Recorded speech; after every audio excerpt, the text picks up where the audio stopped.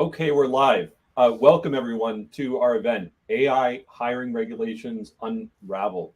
We're really excited to have with us a guest to talk about this really important and very timely topic. His name is Zach Long of Conductor AI. This is about the new New York Local Law 144. It's called the AI Law, and it's basically goes into effect right now. So who better to talk to us than Zach? He heads up Conductor AI, which is an AI compliance platform. So a few things before we get started.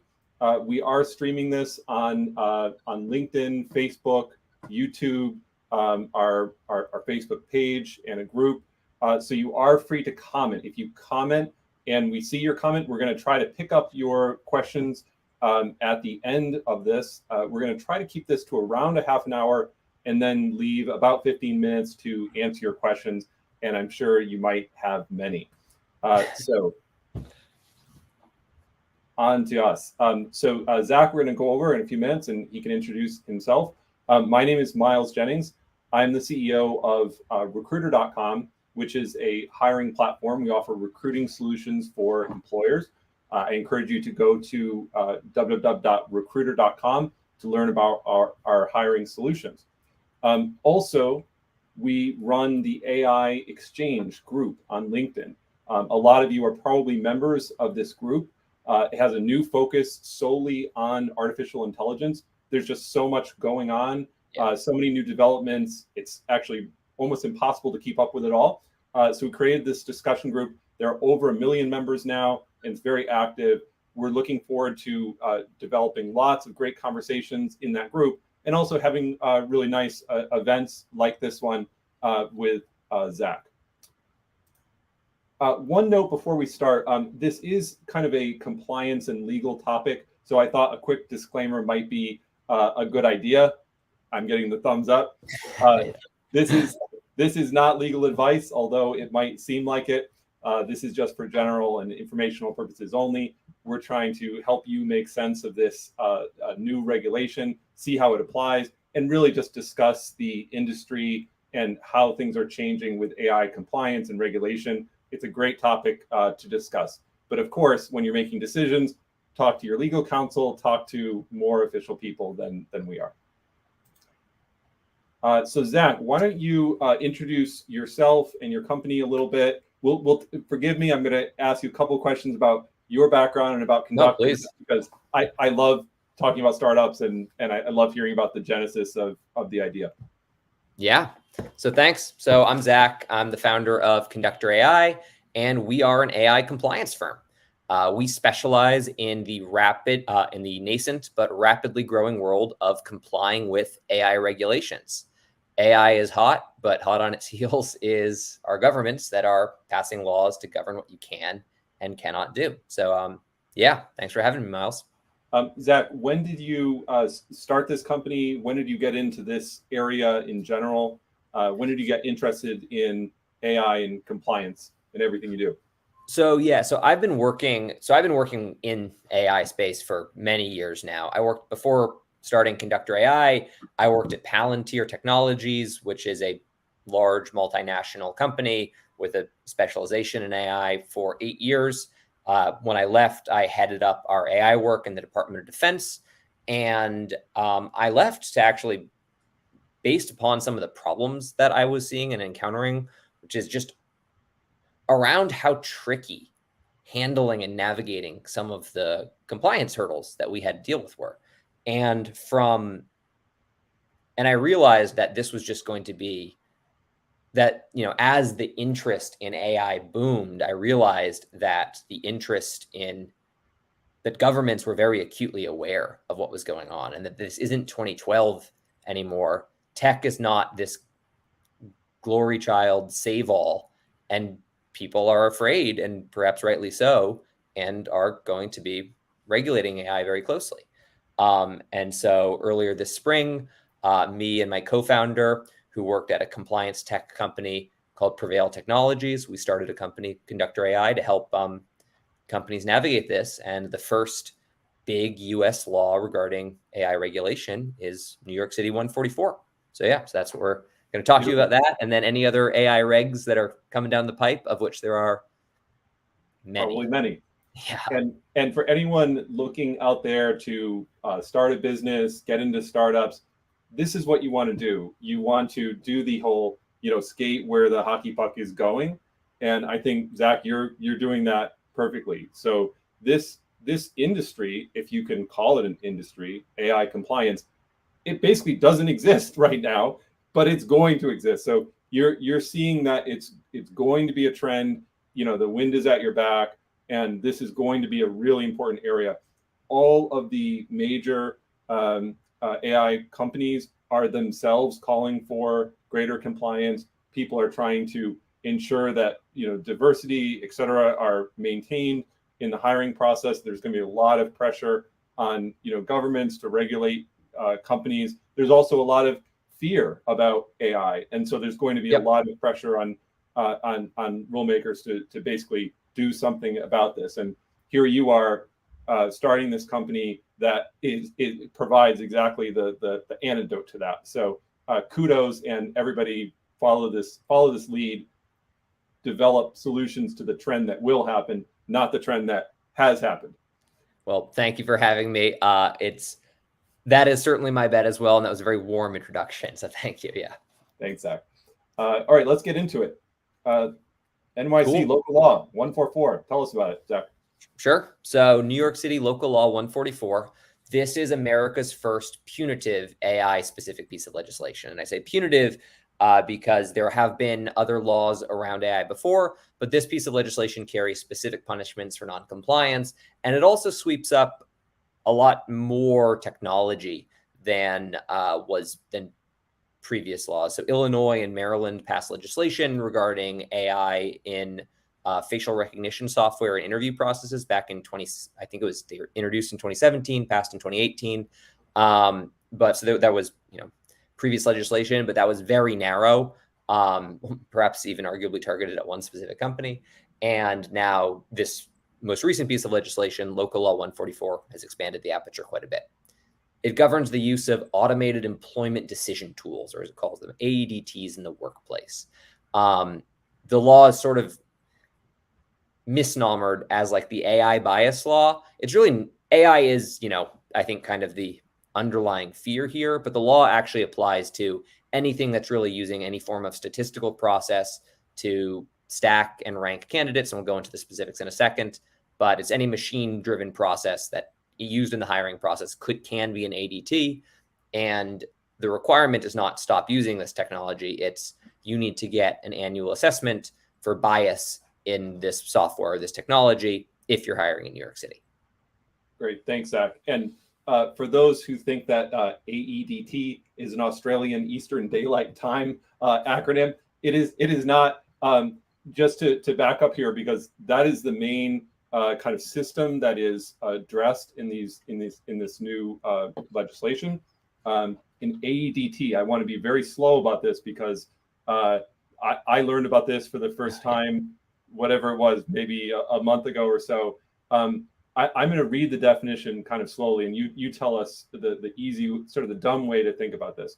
So AEDT, the definition is any computational process derived from machine learning, statistical modeling, data analytics, or artificial intelligence that issues simplified output, including a score, classification, or recommendation that is used to assist or replace discretionary decision-making substantially. So to my understanding, this is something that helps you spit out a score, or perhaps stack rank applicants, and kind of maybe not completely bypass the decision, our human decision-making process and resume screening process, but maybe augment it and maybe come before that decision-making process. So tell me if I'm correct, and maybe even simplify it further. No, I mean that's bang on. The AEDTs can be very simple. If you basically had a piece of software that was just search the entire internet for I want to be nervous about throwing out an example of an AEDT that I'm making up on the spot here that might not be one. But anything that basically automatically sources, rejects, or promotes candidates automatically, and that's one of the key words here, is going to be considered an AEDT. So if it's helping you, if software program is sending you a list of candidates, rejecting a list of candidates, or pushing out of a huge list of candidates 10 up to the top for you to review, it's probably an AEDT. But we'll go into that in a second. And the genesis for this, if this regulation is a solution, the problem is really discrimination, right? I remember back in, I think it was 2018, where Amazon developed their own AI system for recognizing qualified software engineers. And it turned out it discriminated because it looked back on the last decade of applicants, and it turns out the preponderance of them were male.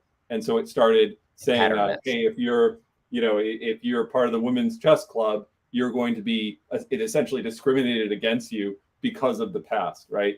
Yep. So this has been kind of in the conversation for some, in the public conversation for some time now, maybe like 5 years or so, but it's probably coming to a head because AI is just, the real technical use of AI is just picking up so much.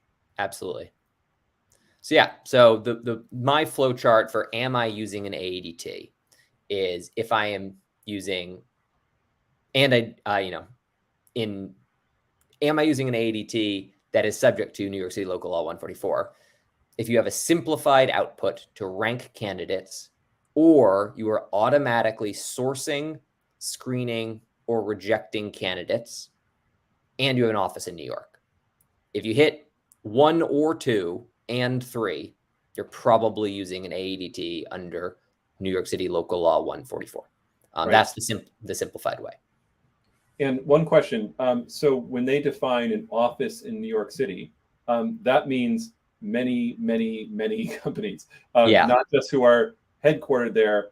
Does this apply if I'm mostly based in Florida and then I have I occupy a WeWork in New York City? Am I under this law? So great question. Not a lawyer, but the answer is yes. The answer is if you are hiring persons into New York City that have a New York City location and you're using any of this software, it is subject to this law. If your headquarters in Florida and you have a 2-person WeWork, but you put on the job description hired into New York City, that would be subject to this law. If your headquarters is in Florida and it's a fully remote company and that the person happens to be in New York City, so if you're hiring for a remote position, it's a Florida-based company, remote position, hiring in New York, actually no. In that case, you're not doing it. But from the example you gave, Miles, where you're saying we're hiring them and they should go into this WeWork, then they would probably be subject to it. Okay, great. And the question of, am I using an AEDT? So you can look at it yourself, and I think we've developed a good, sort of way for people to think about that. We're not going to talk about specific vendors. There are a lot of vendors that may be classified like that, but we're not going to get into that. But would you suggest that people talk to their, like if they have an applicant tracking system or a sourcing company, what's the first step? Do you think they go to the vendor and discuss this with them? Do they go to more like their corporate legal? Is it a talent acquisition? Like, what's the process that you would recommend for people to start out figuring out if this applies to them? Yeah, I mean, so 2 answers here. One, I would ask the vendor. From what I've seen, the people that are sort of, in my experience, boots on the ground, the people that are the most acutely attuned to this law are the recruiting software companies, the sourcing companies, those are the types of firms that this law directly impacts, and they've probably had discussions internally about whether they're an AEDT or whether they're not. And if you're using some external vendor or, either as a sourcer, as either you're hiring a company to do sourcing, you can ask them, they'll ask their software vendors, or if you're using a software vendor directly, ask them. They'll probably tell you, and they will, if they don't have an answer by this point where they sort of hem and haw over it, send them to me.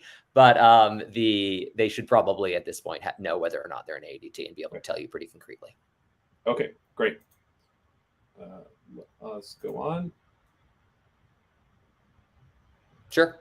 So this is a slightly more detailed way of, do I need a bias audit? And I just wanted to pull this up just because this is when we are talking with our clients to actually go through this is what we go through with them.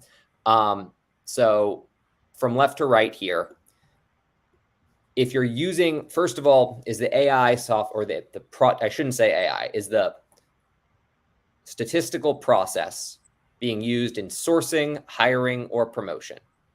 If, yes or no. Is the software or statistical process making predictions or a score?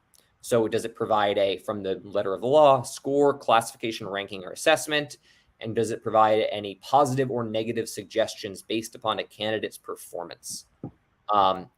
If no in this category, if there's no, I'm going to walk through this table. If there's a no in any column, you don't need a bias audit. Most companies don't need a bias audit. This is, I would say, probably 80 to 90% of companies are not subject to this legislation given their existing hiring practices. And most are going to hit a no somewhere in here. Okay, that's good. Everybody's hoping for it to get a no on this. Yeah, I think everyone's hoping to get a no. This is the way that you need to hit a yes in all 5 in at least one column. You need to hit a yes in all 5 of these columns. So is it making a prediction or a score?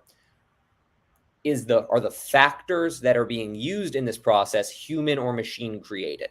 So what I mean by that is, when the statistical ranking or the similarity score is being produced, were the humans creating that process or not? So to give you an example of something that is not an AEDT, but might sort of hit the rest of the categorizations, if you give someone a multiple choice test that's administered online, so, select A through D and it gives them a score, and your characteristic is, we accept candidates with an over 75% score on this multiple choice test to move on to the next round, that would not be an ADT because the factors that are creating this scoring system are entirely human created. So that is one thing to know, is if you basically can say, here is the exact process that I set up in order to score this, then probably not an ADT. Right. Next one is automated or not. Does it automatically serve up candidates or reject candidates? Or does the ranking provided weigh more heavily than any other factor? So what this means is, if software you have configured automatically rejects certain candidates based upon how they respond to something or what they do, that would qualify them in, as an automatic rejection or an automatic promotion. Another one that's a little more subtle is if there is a prospective thing that is sourcing from, let's say, 1 million candidates or a large population of candidates, maybe like all of LinkedIn, all of Indeed, and it is only serving you 15 of those. That is very likely to be an AEDT under this definition, because what it is effectively doing is ranking this list, and you as a human being, you are actually relying on that ranking more so than any other factor, because you are not actually looking at the 1 million people that were not served up by this software. So in terms of the automated or not, this is actually a criteria that hits a lot of sourcing tools in particular, where they pull from a very large list and serve up a more narrow one. Right. Thanks, Zach. And one other question on the does it apply to me side of things. Is there any type of company size requirement? Some of these things, they spare small companies, some they don't. So do you know the answer? Simple answer is no. There's no in the legislation. So it applies to everybody. Applies to everybody hiring in New York. If you have an office in New York, you're subject to it. Okay. Sorry, everyone. Sorry to everyone watching. So the 4 common categories that we've seen, this is, broad strokes here, but a resume screener, automated candidate scoring based upon some test or how their LinkedIn profile looks, automated sourcers. I've talked about that a bunch. And one surprising one is actually coding screens. Coding screens are sort of slightly more, they're closer to the multiple choice test, but they're kind of not, and they're not because the way that these are often conducted involves the creation of a score that is not derived entirely from human factors, which puts them into the AADT bucket. So these are sort of the four big categories that we've seen. Oh, sorry.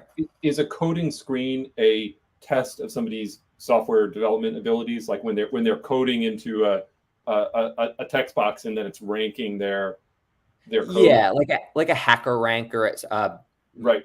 Not to name companies, but yeah, like one of those types of coding tools that is used to automatically assess the effect, how good someone is doing on a programming test. Those are more involved than a traditional multiple choice test. And the way that those are scored is they tend to be, and this is, broad brush, but they tend to be scored automatically. And for that reason, they would qualify as an AADT under the way the law is written. Right. Very good. Before I go to this slide, Miles, do you mind if I show like what a bias audit actually looks like? Yeah, I think we have perhaps scared a number of people. Yeah. When I saw this, I thought, oh, it's actually not that bad after all. So that would be great. Okay, so cool. You're going to present that? Yeah. So I'm going to share. So all of that talk about like, okay, this is a scary thing, and I think people hear audit and think, oh, okay, this is some, deep and thorough thing and I need to avoid it at all costs. This is actually the entirety of a bias audit under 144 that is sufficient to achieve compliance. There are three categories that you need to do. You need to provide sex, race, and intersectional, which is basically sex and race. I can go into like the specifics of how this is done, but this is the entire thing. It's effectively, when we work with companies, there's a little bit of fear and apprehension at the beginning. Like, is this going to be some super expensive thing? They're $2,000. We do $2,000. They're fairly cheap to administer, and this is actually all it is. You produce this breakout of what you are. The selection. This is a selection rate audit, and you produce this impact ratio score. But this is the entire thing that comes out of the audit. The actual audit is basically getting this data and then confirming. And then what I am doing is confirming that you aren't withholding information from me, and this is actually an accurate representation. There's no such thing as passing or failing, which I think is a sort of a misconception. This is a transparency requirement. The thing that you have to do to become compliant with this law is have a link on your jobs board to a thing that looks like this. It would be for your company name, what software you're using, what date it goes live, and that is the compliance requirement, as New York City 144 states it. Very good. So it sounds less onerous than an SEC audit, which is less onerous. Yeah, which is tricky. Every single company that we've spoken to, they're like, how long is this going to take? And we're like, well, the actual aspect of us producing that statistical report takes about an hour.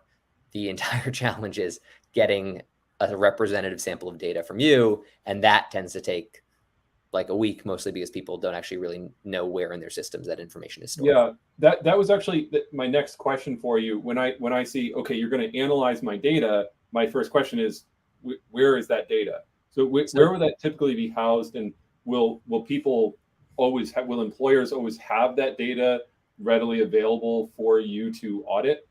So that's actually been the tricky thing, is that candidly, I wish I could tell you there's some super standardized answer, but I haven't, in my experience, seen one. We've been working very closely with a lot of the vendors in this space because they sort of know, they have like their own structured format of it.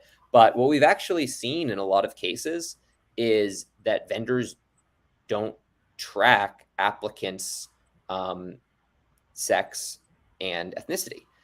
So there's sort of an interplay where like the vendors will have the data and it'll be matched to a person, but the actual sex and ethnicity are stored by the company. And that's sort of we have to, when we are helping the vendors become compliant with this legislation, we have to ask for what is called sample data from them. So basically, one of the companies that uses their software will give us a representative sample of sex and gender, and then we can conduct the audit on that.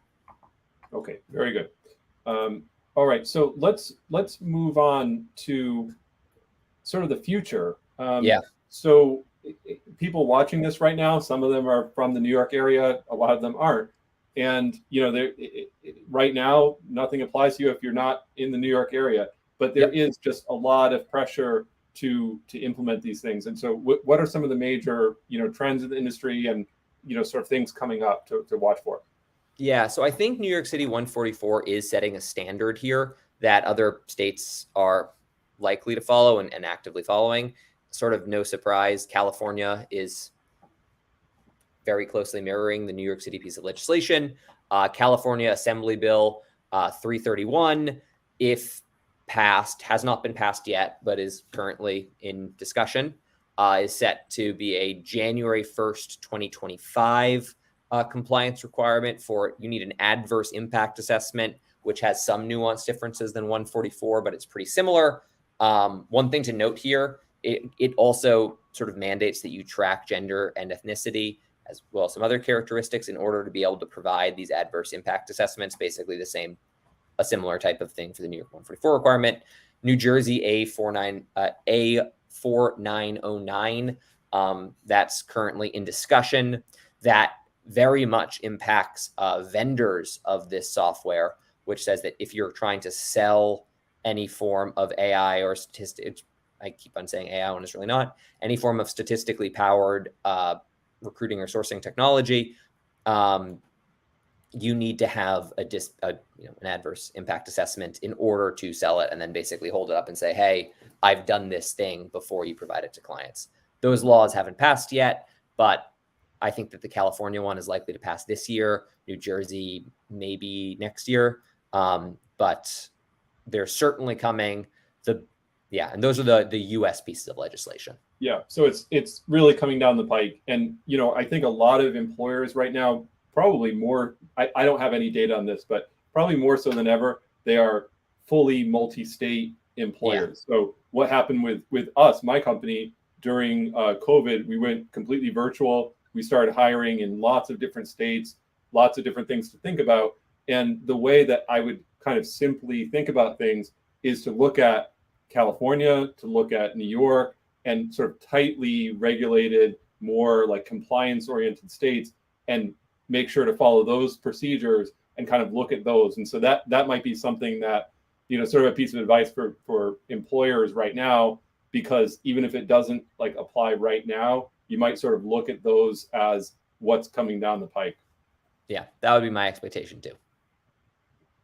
Great. So let's talk international for a minute.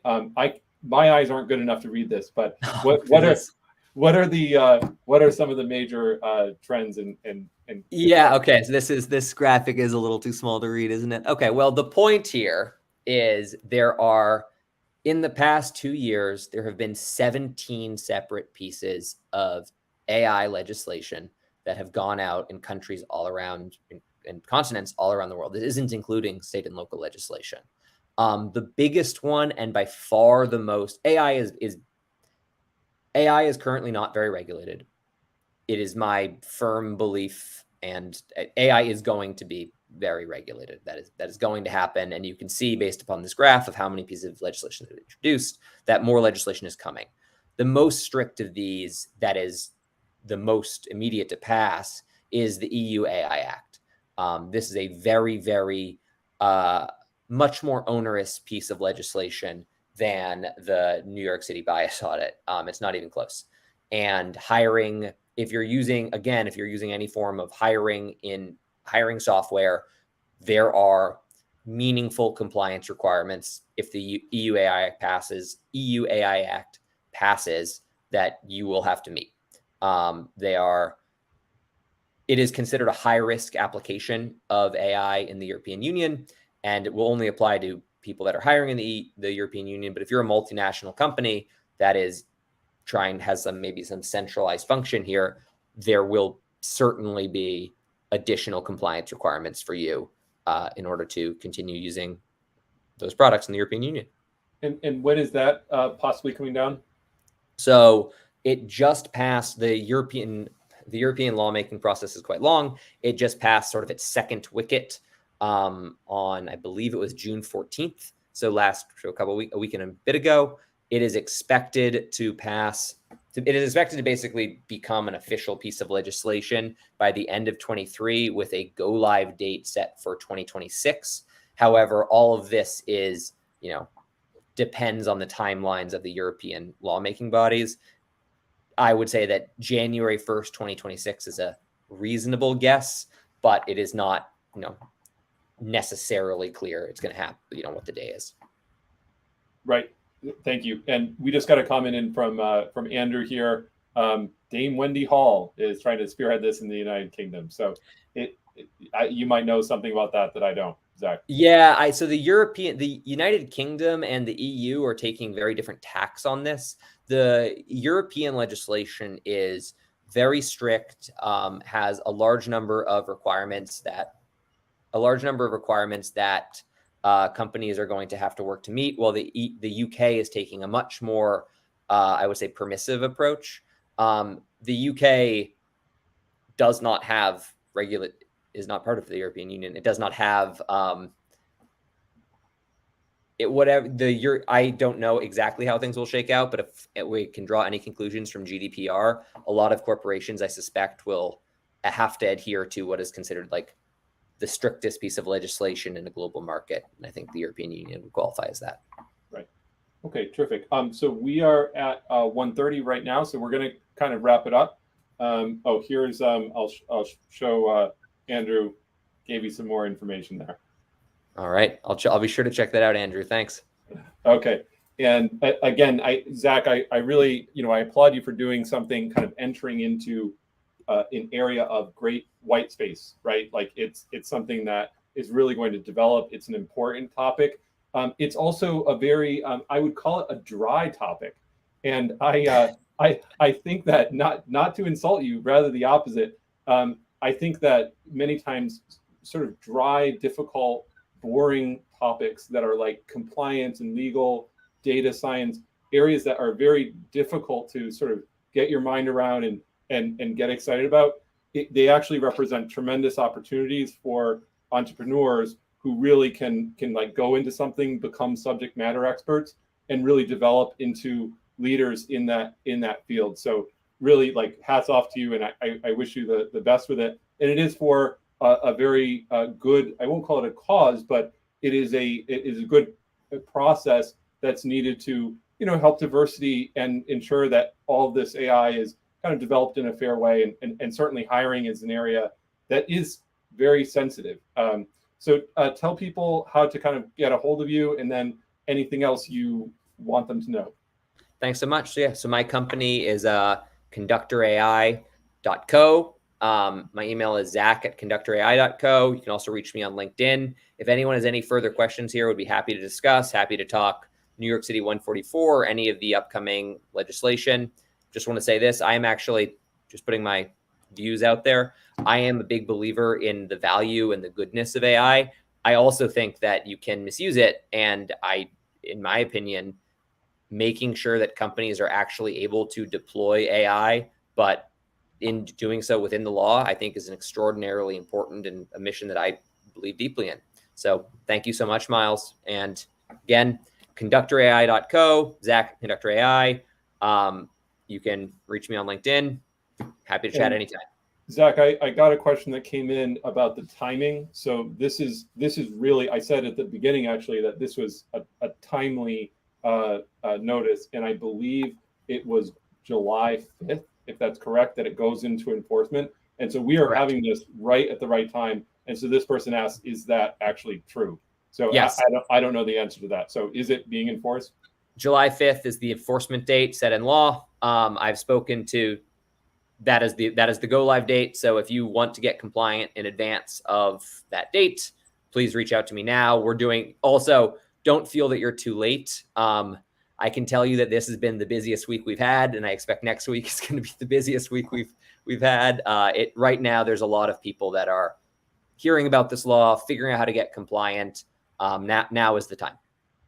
Great. Zachary Long, thank you so much for telling us about this. It's been enlightening, and I wish you the best with your startup.